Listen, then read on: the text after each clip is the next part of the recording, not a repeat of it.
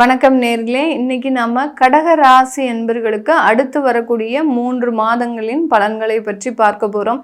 2025 இறுதி கட்டத்தில் இருக்கக்கூடிய எல்லா ராசி என்பர்களுக்கும் அடுத்து வரக்கூடிய இந்த 3 மாதங்கள் ஒரு முக்கியத்துவம் வாய்ந்த ஒரு மாதங்களாக இருக்கும். அதுலேயும் ரொம்ப மிகவும் ஒரு எதிர்பார்ப்புகள் அதிகமாக இருக்கக்கூடிய இந்த கடகராசி என்பர்களுக்கு இந்த 3 மாதங்களும் ஒரு முக்கியத்துவம் வாய்ந்த ஒரு மாதங்களாக தான் இருக்க போகுது. ஏன்னா உங்களுக்கு அக்டோபர் மாதத்திலேயே அந்த குரு பகவான் அதிசாரம் பெற்று குரு ஜென்ம குருவாக உச்ச நிலை அடைகிறார். ஜென்ம குருவாக உச்சம் அடையும் போது சில நல்ல ஒரு மாற்றங்கள் உங்களுக்கு அடையக்கூடிய ஒரு நேரம் தான். நிறைய பேருக்கு வேலை வாய்ப்புல அதிகப்படியான ஒரு சிக்கல்கள் இருக்கக்கூடிய இந்த கடகராசி என்பர்களுக்கு இந்த மாதத்துல இருந்தே அந்த வேலை வாய்ப்புகள்ல இருக்கக்கூடிய தீர்வுகள் அப்படின்றது கண்டிப்பா கிடைக்கும். ஒரு நிரந்தர தன்மை இல்லாத ஒரு வேலைகள்லாம் நிறைய கடகராசி என்பர்களுக்கு இருக்கும். அது எல்லாமே இந்த காலகட்டத்திலிருந்து நிறைவு பெறக்கூடிய ஒரு நேரமாக இருக்கும். ஏன் அப்படின்னா இந்த மாதத்திலிருந்தே பார்த்தீங்கன்னா குரு ஒரு பக்கம் உச்சநிலை அடைகிறார். அடுத்து சூரியனும் சுக்கிரனும் நீச்ச நிலை அடைகின்றனர். அடுத்து சுக்கிரன் அந்த நவம்பர் மாதம் உங்களுக்கு ஆட்சி வருகிறார். செவ்வாயும் ஆட்சி பெற்று அந்த காலகட்டத்திற்கு வருகிறார். அடுத்து சனி நவம்பர் மாதம் அந்த வக்ர நிவர்த்தி படுகிறார். இந்த மாதிரியாக எல்லா கிரகங்களினுடைய மாற்றம் தாக்கங்கள் இந்த கடகராசி என்பர்களுக்கு அதிகப்படியாக இருக்கும். ஒரு நீர் ராசியை கொடுக்கக்கூடிய இந்த கடகராசியில இருக்கக்கூடிய நட்சத்திர அன்பர்கள் புனர்பூசம், பூசம், ஆயில்யம் நட்சத்திர அன்பர்கள். இந்த நட்சத்திரத்திற்கு அதிபதி சந்திரன். இந்த நட்சத்திரத்துல இந்த ராசிக்கு அதிபதி சந்திரன். இந்த ராசியில தான் அந்த குரு உச்சமடைந்து செவ்வாய் நீச்சம் அடைகிறார். இந்த ராசி என்பர்கள் எப்போதுமே பார்த்தீங்கன்னா விருந்தோம்பல் அதிகமாக இருக்கும். வீட்டுக்கு வந்தவர்களுக்கு ஒரு காப்பி தண்ணியாவது கொடுக்கணும், வெறும் வாயோட நம்ம அனுப்பக்கூடாது அப்படின்ற மாதிரியான ஒரு நெறிமுறையோடு வாழ்பவர்கள் இந்த கடகராசி என்பர்கள். அதே சமயத்தில் ஒரு கூட்டு குடும்பத்தை அதிகப்படியாக விரும்ப உடையவர்கள் இந்த கடகராசி என்பர்கள். எப்போதுமே வீட்டில் ஒரு 4 பேர் இருக்கணும். நம்ம வெளியில போயிட்டு வரும்போதும் நம்ம வீட்டில் ஆட்கள் இருக்கிறாங்க அப்படின்ற ஒரு மன நிம்மதியோடு வெளியிடத்துல வேலை செய்வாங்க. வீட்டுக்கு வரும்போதும் ஒரு புன்னகையோட நம்ம வீட்டுக்குள்ள நுழையணும் அப்படின்ற மாதிரியான ஒரு எதிர்பார்ப்புகள் இந்த கடகராசி என்பர்களுக்கு இருக்கும். ஆனால் கிட்டத்தட்ட அந்த அஷ்டம சனி காலகட்டத்திலலாம் பார்த்தீங்கன்னா ஒரு தனி மரமாக ஒரு தன்னந்தனியாக ஒரு வாழ்க்கையை நடத்தியவர்கள் அதே கடகராசி என்பர்கள் தான். எவ்வளோ ஒரு சோகமான ஒரு விஷயமாக இருக்கும். இதை கேட்கறதுக்கு இதை சொல்றதுக்கு நம்ம கணிச்சு சொல்றதுக்கு பார்த்தீங்கன்னா மிகவும் ஒரு மன வேதனையோடு தான் நம்ம இதை சொல்லிட்டு இருக்கிறோம். ஏன் அப்படின்னு கேட்டிங்கன்னா நிறைய கடகராசி என்பர்கள் நம்ம கிட்ட ஜாதகம் பார்க்கும்போது விவாகரத்து பிரச்சனைகள் அதிகப்படியாக, அந்த விவாகரத்துல பார்த்தீங்கன்னா எந்த விதமான ஒரு காரணமுமே இருக்காது. ஏதோ ஒரு வாக்குவாதத்துல நடந்த ஒரு பிரச்சனைகள்னால தேவையில்லாத அந்த பிரிவினைகள், அந்த கிரகச்சாரங்கள் இவர்களுக்கு அதிகப்படியாக கொடுத்துட்டு இருக்கோம். ஏன்னா இவர்கள் முக்கியமா அதிகப்படியாக வேதனை அடையக்கூடிய ஒரு இடம் பார்த்தீங்கன்னா உறவுகள் பிரிகிறதுனால தான் வேதனை அடைவாங்க. அதை தான் அந்த அஷ்டம சனி காலகட்டத்தில் அந்த சனி பகவான் கரெக்டாக அவர்களுக்கு குறிவைத்து அடிச்சிருக்கிறார். வேற வருமானத்தில் அடிச்சா கூட இவர்கள் பெரிய அளவுக்கு வேதனை பட மாட்டாங்க. உறவு முறைகளில் மிகப்பெரிய ஒரு பிரிவை கொடுத்துட்டு போயிட்டாரு.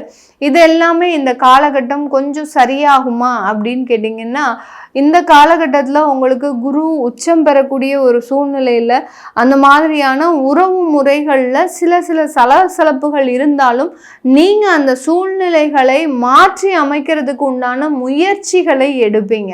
அங்கே தான் இந்த காலகட்டம் உங்களுக்கு மிகப்பெரிய ஒரு நெருக்கடிகள் அப்படின்றது இருக்கும். ஏன்னா உங்களுடைய 2ஆம் இடத்துல அந்த கேது பகவான் இருக்கிறார். இன்னமும் அடுத்த வருடம் 2026 வரைக்கும் அவர் இருக்கிறதுனால கண்டிப்பாக அந்த குடும்பத்தில் சின்ன சலசலப்புகள் இருக்கும். அந்த குடும்பத்துல நம்ம எப்படியாவது ஒரு சமாதானத்தை நம்ம ஏற்படுத்தணும் அப்படின்னு செய்யக்கூடிய நீங்க முயற்சிகள் கண்டிப்பா அது ஒரு வெற்றி வாய்ப்பை கொடுக்கும். நல்ல ஒரு சாதகமான ஒரு அமைப்பையும் கொடுக்கும். ஆனால் அதுக்கு கொஞ்சம் டைம் அப்படின்றது உங்களுக்கு எடுக்கக்கூடிய ஒரு நேரமாக இருக்க போகுது. அடுத்து உங்களுடைய 4ஆம் இடத்துல சூரியன் நீச்சம் அடைகிறார். இந்த அக்டோபர் மாதம் பாதி, அடுத்து நவம்பர் மாதம் பாதி, அடுத்து அதே 4ஆம் இடத்துல சுக்கிரனும் ஆட்சி பெற்று வருகிறார் அடுத்து நவம்பர் மாதத்துல. அதனால இந்த காலகட்டம் உங்களுடைய சொத்துக்கள் சம்பந்தப்பட்ட சில விஷயங்கள்ல நல்ல ஒரு மாற்றங்கள் ஏற்பட போகுது. யாராவது சொத்துக்களை விற்கணும் அப்படின்னு நீங்க முயற்சி பண்றீங்க அப்படின்னா நவம்பர் மாதத்துக்கு மேல விற்க ஆரம்பிங்க. அந்த சுக்கிரனாகப்பட்டவர் 4ஆம் இடத்திற்கு ஆட்சிக்கு வரும்போது அந்த இடத்துல அந்த சொத்து சம்பந்தப்பட்ட விற்கக்கூடிய ஒரு முயற்சிகளை பண்ணுங்க. சூரியன் நீச்சமாக இருக்கும்போது அது பண்ணுனீங்க அப்படின்னா அந்த வேல்யூ அப்படின்றது ரொம்ப உங்களுடைய சொத்துக்களுடைய வேல்யூ ஒரு 5 மடங்கு குறைச்சிட்டு தான் அவங்க கேட்பாங்க. அந்த அளவுக்கு அந்த வேல்யூன்றது பெரிய அளவுக்கு இருக்காது. அடுத்து 5ஆம் இடத்துல செவ்வாய் ஆட்சி பெறக்கூடிய ஒரு காலகட்டமாகவும் இருக்கிறதுனால இந்த காலகட்டத்தில் உங்களுக்கு பூர்வீக சொத்துக்கள் அதாவது தெய்வ பலங்கள் அப்படின்றது அதிகரிக்கக்கூடிய ஒரு நேரம். நீங்கள் இழந்தது எல்லாத்தையுமே மீட்டெடுக்கக்கூடிய ஒரு தருணமாக தான் இந்த கடகராசி என்பவர்களுக்கு இருக்க போகுது. இழந்தது எல்லாம் பார்த்தீங்கன்னா நிறைய பேர் உங்களுடைய வேலையை இழந்ததுனால நிறைய உறவுகளை இழந்திருப்பீங்க. அதான் நான் முதல்லயே சொன்ன மாதிரி ஒரு வருமானத்தையோ வேலையோ இழந்தா கூட இந்த கடகராசி என்பவர்கள் பாதிக்கப்பட மாட்டாங்க. அந்த பிரச்சனைகள்னால உறவுகளை இழந்ததுனால அதிகப்படியாக பாதிக்கப்பட்டு இருப்பீங்க. அதிலிருந்தெல்லாம் கொஞ்சம் நிவர்த்தி அப்படின்றது இந்த கடகராசி என்பவர்களுக்கு முழுமையாக கிடைக்கக்கூடிய ஒரு அமைப்பாக தான் இருக்க போது. உங்களுடைய 9ஆம் இடத்துல சனி வக்ர நிவர்த்தி அடைஞ்சாச்சு. 11வது மாதம் அந்த நவம்பர் மாதம் வக்ர நிவர்த்தி அடைவதன் மூலமாக நிறைய ஒரு நன்மைகள் உங்களுக்கு கிடைக்க வேண்டிய ஒரு பாக்கியங்கள் உங்களுக்கு கிடைக்க வேண்டிய ஒரு அங்கீகாரங்கள் உங்களுக்கு கிடைக்க வேண்டிய நல்ல ஒரு சொத்துக்கள் இது எல்லாமே முழுமையாக கிடைக்கக்கூடிய ஒரு நேரமாக இருக்க போது. சில இடத்துல வேலைகளினுடைய நெருக்கடிகள் அதிகமாக இருக்கும். அதே மாதிரி உங்களுக்கு ஒரு ப்ரமோஷன் பார்த்தீங்கன்னா ஒரு முழு பொறுப்புகளோடு சேர்ந்த ஒரு ப்ரமோஷனாக இருக்கும். உங்களுக்கு ஒரு டிபார்ட்மெண்ட்டே தனியாக ஒதுக்கி அதற்குண்டான ஒரு சீரமைப்புகளை கொடுப்பதற்குண்டான ஒரு முழு பொறுப்பையும் கொடுப்பாங்க. அதனால ரொம்ப அந்த வேலையில உங்களுக்கு சுமைகள் அதிகரிக்கக்கூடிய ஒரு நேரமாகவும் தான் இந்த கடகராசி என்பவர்களுக்கு இருக்க போகுது. திருமணம் சம்பந்தப்பட்ட விஷயங்கள்ல ஒரு நல்ல ஒரு மாற்றங்கள் புதிதாக ஒரு வரன்கள் வர்றது உங்களுக்கு ஒரு நல்ல ஒரு முயற்சிக்கு உண்டான ஒரு வெற்றியாகவே இருக்கும். திருமண உறவுகள்ல சில கசப்புகள் இருந்தாலும் அது 2025 டிசம்பர்ல இருந்து உங்களுக்கு மீண்டும் ஒரு நல்ல ஒரு மாற்றத்தை கொடுக்கக்கூடிய ஒரு அமைப்பாக தான் இருக்க போகுது. வெளியூர் வெளிநாட்டில் இருக்கிறவங்களுக்கு நல்ல ஒரு மாற்றங்கள் இந்த காலகட்டம் இந்த 3 மாதங்கள் பார்த்தீங்கன்னா வெளியூர் வெளிநாட்டில் இருக்கிறவங்க தன்னுடைய பிஸ்னஸ்ல நல்ல ஒரு வளர்ச்சிகளை அடைவதற்கும் ஏன்னா குரு உச்சம் அடைந்து அடுத்த சனியும் வக்ர நிவர்த்தி அடைகிறதுனால அந்த தொழில் சம்பந்தப்பட்ட முன்னேற்றங்கள் இழந்த பணத்தை மீண்டும் எடுப்பதற்குண்டான ஒரு தருணம்.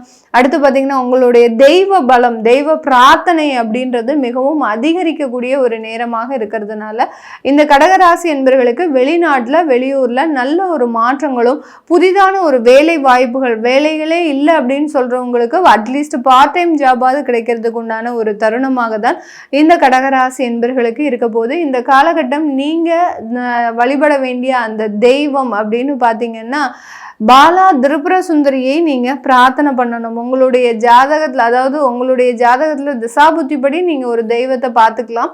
இப்போ கோச்சார நிலவரப்படி உங்களுடைய ராசியின் மீது குரு உச்சம் அடைகிறதுனால பாலா திரிபுர சுந்தரியை நீங்க பிரார்த்தனை பண்ணும்போது நிறைய வருமானங்கள் நிறைய ஒரு அதிர்ஷ்டங்களை பெறக்கூடிய ஒரு நேரமாக இருக்கும். மறைமுக வருமானம் அடுத்து கமிஷன் மூலமாக வர வேண்டிய வருமானங்கள் இந்த மாதிரியாக தடைப்பட்ட வருமானங்கள் எல்லாமே இந்த தெய்வ வழிபாட்டின் மூலமாக உங்களுக்கு மீண்டும் வரக்கூடிய ஒரு நேரமாக இருக்க போகுது. இது எல்லாமே நம்ம கோச்சார நிலவரப்படி பலன்களை கணிச்சு சொல்லியிருக்கிறோம். உங்களுடைய சுய ஜாதக தசாபுத்தி பலன்களை பார்க்கணும் விருப்பப்படுறவங்க கீழே இருக்கிற நம்பருக்கு வாட்ஸ்அப்பில் அப்பாயின்மெண்ட் வாங்கிக்கிட்டு கன்சல்ட் பண்ணிக்கலாம். உங்களுடைய குழந்தைகளுக்கு ஜாதகம் எழுதணும் நியூமராலஜி படி பெயர் வைக்கணும்னு நினைக்கிறவங்களும் வாட்ஸ்அப்பில் மெசேஜ் அனுப்புங்க. அதற்குண்டான தகவல்கள் தெரிய வரும். உங்களிடமிருந்து விடைபெறுவது உங்கள் ஆஸ்ட்ரோ பூர்ணா. நன்றி, வணக்கம்.